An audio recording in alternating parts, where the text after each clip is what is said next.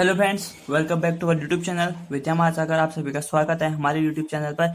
आज बहुत टाइम के बाद, एक महीने के बाद, हम जो हमारा क्लास 9th का जो पहला चैप्टर हमने खत्म किया था एक महीने पहले, तो अभी पेपरों की वजह से हम जो रेगुलर वीडियो अपलोड नहीं कर पा रहे थे, तो अब हम फिर से रेगुलर वीडियो अपलोड करने लगेंगे।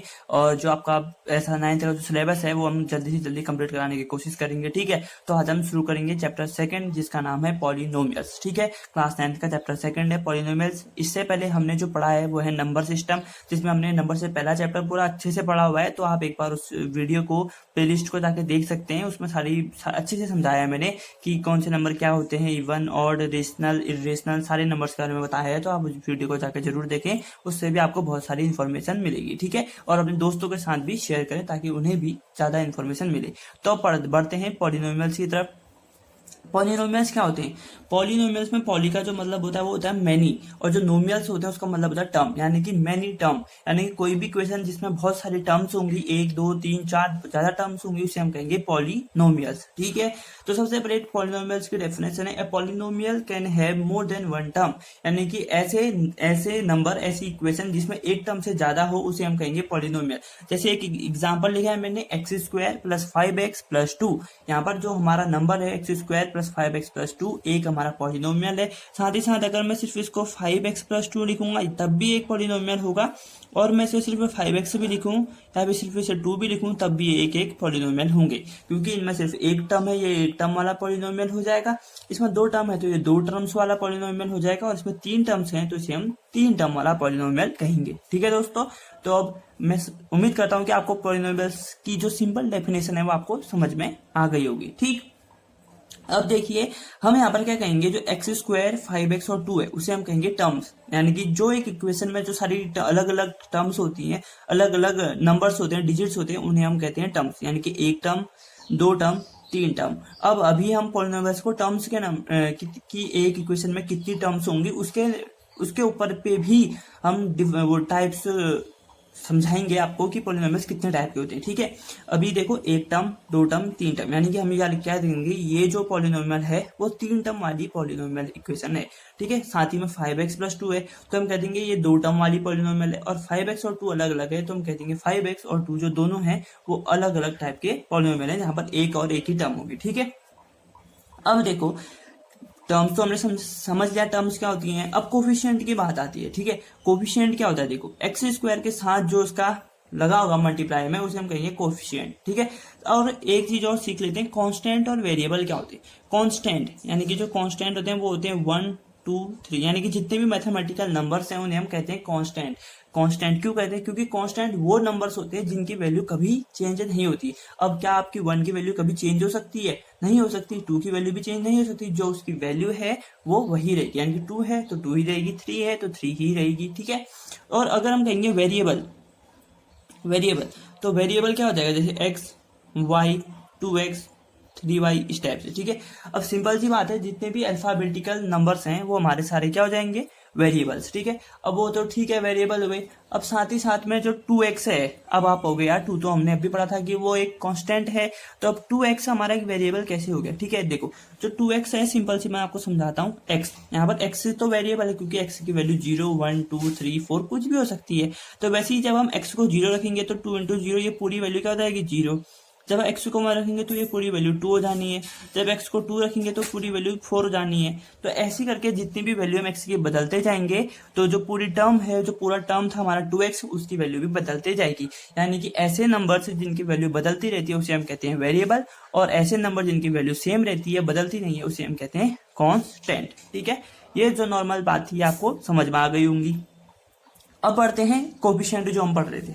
अब देखो, कोफिशिएंट क्या होता है कि किसी भी नंबर, किसी भी वेरिएबल के साथ जो नंबर मल्टीप्लाई में होता है उसे हम कहते हैं कोफिशिएंट।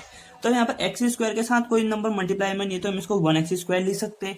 तो जो हमारा x² के साथ जो कोफिशिएंट हम कहेंगे कि 1 उसके साथ कोफिशिएंट जुड़ा हुआ है, और वहीं पर 5x में जो x है उसके साथ 5 कोफिशिएंट जुड़ा हुआ है। ठीक, और वैसे ही 2 जो है, यहाँ पर 2 का कोई कोफिशिएंट नहीं होगा, 2 एक सिर्फ कांस्टेंट होगा।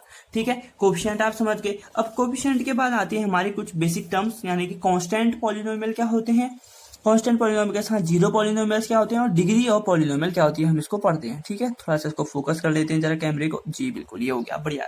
ठीक है, अब कांस्टेंट पॉलिनोमियल, कांस्टेंट नंबर्स अभी हमने पढ़े थे, कांस्टेंट क्या होते हैं, जिनकी वैल्यू चेंज नहीं होती, ठीक है। अब वही सेम चीज है, ऐसे नंबर जिनकी वैल्यू चेंज नहीं होती वो कांस्टेंट होते हैं, तो वही जो कांस्टेंट नंबर होते हैं वही हमारे कांस्टेंट पॉलिनोमियल भी कहलाते हैं, ठीक है।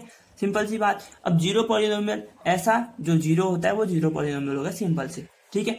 ज्यादा ये जो सिंपल है, ये हमने पता है कि जीरो क्या था, जीरो, तो जीरो पॉलिनोमियल कह देंगे।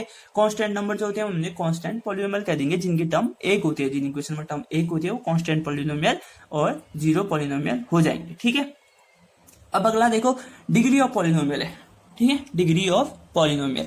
तो डिग्री ऑफ क्या है, the highest power of polynomial, यानी कि जो पूरी इक्वेशन है उसमें जो हाईएस्ट पावर होगी उसे हम क्या कहेंगे, डिग्री ऑफ पॉलिनोमियल। अब देखो यहाँ पर एक इक्वेशन लिखी, x cube plus y cube plus 3xy x plus y, यहाँ पर सबसे हाईएस्ट पावर पूरी इक्वेशन में है वो है 3, तो हम क्या कहेंगे, जो डिग्री ऑफ पॉलिनोमियल की पूरे डिग्री इक्वेशन की जो डिग्री होगी वो 3 होगी। अगर मैं यहाँ पर एक इक्वेशन लिखूं x² प्लस 1, तो यहाँ पर इसकी डिग्री क्या हो जाएगी, 2। अगर लिख दूं x माइनस 1, तो यहाँ पर इसकी डिग्री हो जाएगी 1। और अगर लिख दूं x cube minus x² plus 1, तो यहाँ पर डिग्री हो जाएगी 3। अगर लिख दूं x cube minus y cube, तो आप कंफ्यूज नहीं होना कि दोनों की 3 है, तो यहाँ पर सिर्फ इसकी डिग्री क्या होगी, 3 ही होगी, ठीक है। यानी कि जो हाईएस्ट पावर होगी पूरी इक्वेशन में उसे हम कहेंगे डिग्री। और अगर कभी कहीं पर ऐसा आ जाए x² y² minus x cube, तब यहाँ पर इसकी डिग्री क्या होगी पूछेगा, तो आपको क्या करना है, देखो x² है और y², यानी कि 2 + 2 कितना हो जाएगा, 4। 4 बड़ा है कि 3 बड़ा है, 4 बड़ा है, तो इसकी डिग्री क्या हो जाएगी, 4, ठीक है। ऐसे आप इसको करेंगे, डिग्री ऑफ पॉलिनोमियल जब आपको निकालना होगा तो इस तरीके से आपका निकालेंगे किसी भी इक्वेशन की डिग्री ऑफ पॉलिनोमियल। अब डिग्री ऑफ पॉलिनोमियल भी 3 टाइप की होती है, जिसमें पहला है लीनियर पॉलिनोमियल, दूसरा है क्वाड्रेटिक पॉलिनोमियल और तीसरा है क्यूबिक पॉलिनोमियल। अब जो पहला डिग्री लीनियर होते हैं उसमें जो डिग्री होती है, हाईएस्ट डिग्री होती है 1, और जो क्वाड्रेटिक होते हैं उसमें हाईएस्ट डिग्री होती है 2, और वैसे ही क्यूबिक जो होते हैं वो होती है, इसमें हाईएस्ट डिग्री होती है 3, ठीक है। अब मैंने एग्जांपल दे रखा है, देखो 7a + b, यानी कि a की पावर 1 है और b की पावर भी 1 है, तो हाईएस्ट पावर 1 हो गई, यहाँ पर भी देखो 1 है। और डिग्री 2 यानी कि x², जिसमें जो हाईएस्ट पावर 2 होगी उसे हम कहेंगे क्वाड्रेटिक पॉलिनोमियल, जिसमें हाईएस्ट पावर 3 होगी उसे हम कहेंगे क्यूबिक पॉलिनोमियल, ठीक है। अब हमने पढ़ा लीनियर, क्वाड्रेटिक और क्यूबिक पॉलिनोमियल के बारे में पढ़ लिया। अब हम पढ़ते हैं टर्म्स के ऊपर, यानी कि जो टर्म्स होती हैं उसके ऊपर कितने टाइप के पॉलिनोमियल हमारे होते हैं, ठीक है। ये देखो, अब टर्म्स के बेसिस पे कितने पॉलिनोमियल होते हैं हमारे, 3 पॉलिनोमियल होते हैं। पहला होता है मोनोमियल, दूसरा होता है बाइनोमियल, तीसरा होता है ट्राइनोमियल, ठीक है। ऐसे पॉलिनोमियल जिसमें सिर्फ एक टर्म होगी, यानी कि जैसे सिर्फ x, एक x, जैसे y, 3y, 4x, ऐसे करके अलग अलग जो टर्म्स होंगी जिसमें सिर्फ एक सिंगल, अलग अलग इक्वेशन होंगी, अलग अलग पॉलिनोमियल होंगे जिसमें सिर्फ एक टर्म होगी, उसे हम कहेंगे मोनोमियल।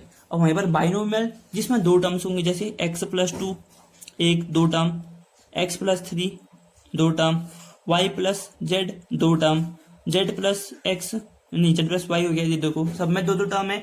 तो इस टाइप की इक्वेशंस को हम क्या कहेंगे, ये क्या है, बाइनोमियल इक्वेशंस है। वहीं पर ट्राइनोमियल इक्वेशन यानी कि जिसमें 3 होंगे, x² + x + 1, x² + y + 2, ऐसे टाइप की जो इक्वेशन होंगी वो क्या होंगी, हमारी ट्राइनोमियल पॉलिनोमियल्स, ठीक हो गया। जिसमें एक टर्म वो मोनोमियल, जिसमें 2 टर्म वो बाइनोमियल, जिसमें 3 टर्म हो जाएंगे ट्राइनोमियल।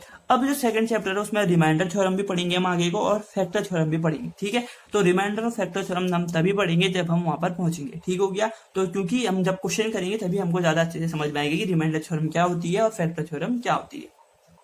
अब अगला देखो, अगला क्या है कि जो बेसिक फॉर्मूले जो हमको यहाँ इस चैप्टर में यूज करने को पढ़ेंगे या फिर यूज करने पड़ेंगे हमको, ठीक है। तो x + y + z का जो स्क्वायर होगा वो होगा x² + y² + z² + 2xy + 2yz + 2zx। वहीं पर सिमिलरली x + y का क्यूब जो होगा इससे भी ले सकते हैं और ऐसे भी ले सकते हैं, 2 टाइप से। वहीं पर x - y का क्यूब भी सेम होता है, प्लस की जगह माइनस आ जाता है, ठीक। और x³ + y³ + z³ - 3xyz होता है x + y + z, x² + y² + z² - xy - yz - zx, ठीक। और जो आपको ये जो नीचे के 4 फॉर्मूले, लास्ट के 4 फॉर्मूले आपने पढ़े ही होंगे 8th क्लास में। तो x + y का स्क्वायर होता है x² + y² + 2xy, x - y का होता है x² + y² - 2xy, x + y x - y होता है x² - y², और साथ में किसका क्या होगा x² + a + b का x + ab, ठीक है दोस्तों, तो मैं उम्मीद करता हूँ कि आपको जो मैंने पूरे नोट्स समझाए हैं ये आपको समझ में आए होंगे अच्छे से। ठीक है, और आप इनको अच्छे से समझोगे और अब एक बार अपनी जो कॉपी है उसमें अच्छे से नोट्स को लिख लोगे। ठीक है, और नोट्स तो नहीं, बाकी जो ये फॉर्मूले बताए हैं मैंने अभी, ये 1 2 3 4 5 6 7 8 फॉर्मूले हैं, इन फॉर्मूले को आप अपनी कॉपी में लिख लीजिएगा। ठीक है, क्योंकि ये आपके हर जगह यूज होने वाले हैं आगे और आपकी हर क्लासेस में। ठीक है, तो मैं क्या करना है अब आपको वीडियो को लाइक करना है, पसंद आई वीडियो तो अपने दोस्तों के साथ शेयर करें, कमेंट करें और चैनल को सब्सक्राइब करें। ठीक है, तब तक के लिए 2 गज की दूरी, मास्क है जरूरी। अभी तो सब चीज खुल गया है, तो फिर भी अभी अपनी तरफ से सावधानी बरतनी है जब तक वैक्सीनेशन पूरा नहीं हो जाता। ठीक है, तब तक के लिए 2 गज की दूरी, मास्क है जरूरी। अपना ध्यान रखिए, अपने घर वालों का ध्यान रखिए, आसपास आप बनाए रखिए। मिलते हैं नेक्स्ट वीडियो में, तब तक के लिए thanks for watching, take care, जय हिंद, जय भारत।